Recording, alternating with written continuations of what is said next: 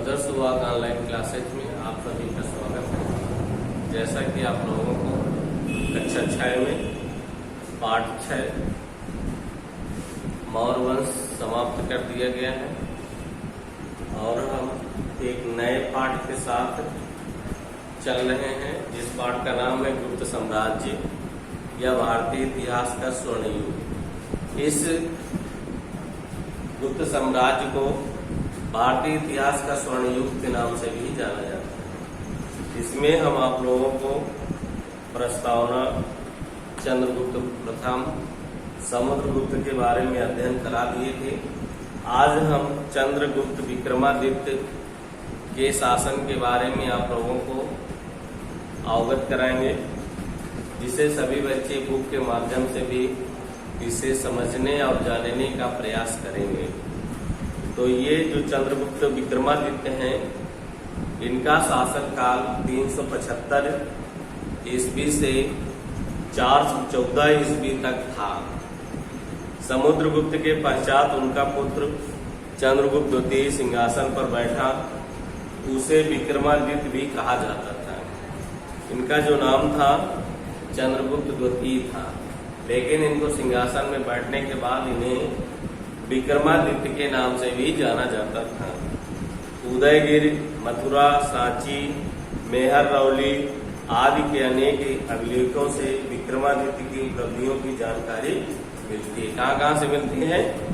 उदयगिरि से, मथुरा से, सांची के स्तूप से, मेहरौली से।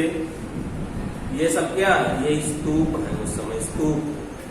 इनसे विक्रमादित्य के उपलब्धियों के बारे में जानकारी मिलती है। चंद्रगुप्त विक्रमादित्य ने वैवाहिक संबंधों द्वारा अपने साम्राज्य का विस्तार किया। उनका जो मेन टारगेट था वैवाहिक संबंध, मतलब विवाह करके किसी न किसी राजा से, या आप स्वयं करते थे या अपने ही किसी राज्य परिवार के सदस्य का शादी करा देते थे और उनका राज्य अपने अधीन कर लेते थे। ये इनका टारगेट था। उसने कुबेर नागा नामक एक नागा राजकुमारी से विवाह किया तथा अपनी पुत्री प्रभावती का विवाह रुद्रसेन नामक एक वाकाटक राजकुमार से किया, जो उत्तरी दक्कन का शासक था। चंद्रगुप्त द्वितीय ने वाकाटकों की सहायता से शक्तिशाली और समृद्ध शासकों को पराजित किया। अतएव उसे साकारी की उपाधि भी दी गई। कौन सी उपाधि? साकारी। साकारी की उपाधि भी किनको दी गई? चंद्रगुप्त विक्रमादित्य। उसने उज्जैन को अपनी दूसरी राजधानी बनाया। पहले राजधानी इनका था पाटलिपुत्र और दूसरी राजधानी इन्होंने उज्जैन को बनाया। चंद्रगुप्त विक्रमादित्य के शासन के सांस्कृतिक क्षेत्र में बहुत प्रगति हुई। उसने अनेक कलाकारों और तथा विद्वानों को संरक्षण दिया। उसके दरबार में नवरत्न थे, जिनमें संस्कृत के महान कवि कालिदास भी थे। यानी कालिदास जो है चंद्रगुप्त विक्रमादित्य के शासन में एक महान संस्कृत विद्वान के रूप में थे। अमर सिंह ने संस्कृत के शब्दकोश की रचना की। उसने शासनकाल में चीनी यात्री फैयान भारत आया था। यानी विक्रमादित्य के शासनकाल में चीनी यात्री फैयान भारत पर आया था। वह एक बहुत विद्वान भी था। उसने चंद्रगुप्त के साम्राज्य का विस्तार पूर्वक वर्णन किया। जो फैयान था चीनी यात्री, उन्होंने अपने रचना में चंद्रगुप्त शासक के संपूर्ण शासन का विस्तार पूर्वक वर्णन किया है। इसके बाद है कुमारगुप्त। कुमारगुप्त का जो शासन काल था 1414 से 1455 ईस्वी तक था। कहाँ तक था? 1414 से 455 ईस्वी तक था। यानी काफी बड़ा शासन था इनका। चंद्रगुप्त विक्रमादित्य के पुत्र कुमारगुप्त ने अपने पूर्वजों के विशाल साम्राज्य को सुरक्षित रखा। उसके शासनकाल में शांति और समृद्धि कायम थी। इसके बाद है स्कंदगुप्त।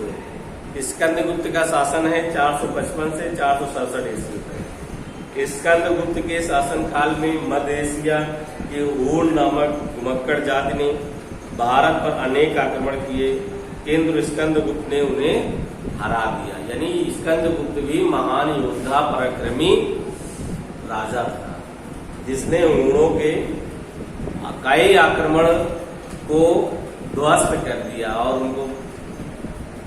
अगला है गुप्त साम्राज्य का पतन। अब हम आगे पढ़ेंगे कि गुप्त साम्राज्य का किस तरीके से पतन हुआ। मतलब जिसका उदय है उसका पतन निश्चित है।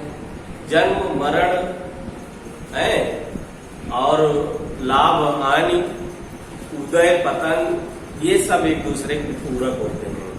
तो गुप्त साम्राज्य के पतन के बारे में चर्चा करेंगे। स्कंदगुप्त के उत्तराधिकारी कमजोर तथा अयोग्य शासक थे। वे अपने पूर्वजों का विशाल साम्राज्य कायम नहीं रख सके। साम्राज्य के सुदूरवर्ती अनेक क्षेत्रों के गवर्नरों ने विद्रोह करके स्वयं को स्वतंत्र घोषित कर दिया। हूणों के आक्रमण ने भी गुप्तों की सत्ता को अंततः नष्ट कर दिया। अब फाहियान का विवरण जो है इसके बारे में हम थोड़ा सा देखेंगे। फाहियान एक चीनी यात्री था जिसकी बौद्ध धर्म में बहुत रुचि थी। वह चीन से 399 ईस्वी में रवाना हुआ तथा गोबी मरुस्थल को पार करता हुआ उत्तर पश्चिम की ओर से भारत में प्रविष्ट हुआ। वह पेशावर और तक्षशिला होता हुआ पाटलिपुत्र पहुंचा। वह 6 वर्षों तक 405 से 411 ईस्वी तक गुप्त साम्राज्य का भ्रमण किया। यानी जो फाहियान था वो 6 वर्ष तक पूरे गुप्त साम्राज्य का भ्रमण किया, यानी उसकी जानकारी हासिल की। अंततः ताम्रलिपि बंगाल में बंदरगाह से वह समुद्र के रास्ते चीन लौट गया। अंततः वो जब सारी जानकारी एकत्रित कर लिया तो उसने बंगाल के ताम्रलिपि एक बंदरगाह था, उसके माध्यम से वो चीन वापस चला गया। अपने भारत यात्रा तथा गुप्त साम्राज्य के विशेष वर्णन किया। वह मगध साम्राज्य तथा पाटलिपुत्र की समृद्धि से प्रभावित था। पाटलिपुत्र में शानदार महान तथा इमारतें थी। विभिन्न जातियों तथा धर्मों के लोगों के बीच सौहार्द था। फाहियान के अनुसार गुप्त शासक उदार तथा कुशल थे। उन्होंने प्रजा के हित के लिए अनेक कार्य किए। उन्होंने राजमार्ग पर विश्राम गृह बनवाए। सड़कों का रखरखाव बहुत अच्छा था। जनता ईमानदार थी और कानूनों का पालन करते थे। अधिकांशतः लोग शाकाहारी थे। सम्राट में पशुवध निषिद्ध था। शासक बौद्धों तथा ब्राह्मणों को उदारपूर्वक दान देते थे। ये आपका आज का पाठ है और आगे हम आप लोगों को प्रशासन, समाज, धर्म, आर्थिक जीवन, साहित्य, विज्ञान, कला और वास्तुकला के गुप्त साम्राज्य के बारे में अध्ययन कराएंगे। आज यहीं तक। और आप लोगों को एक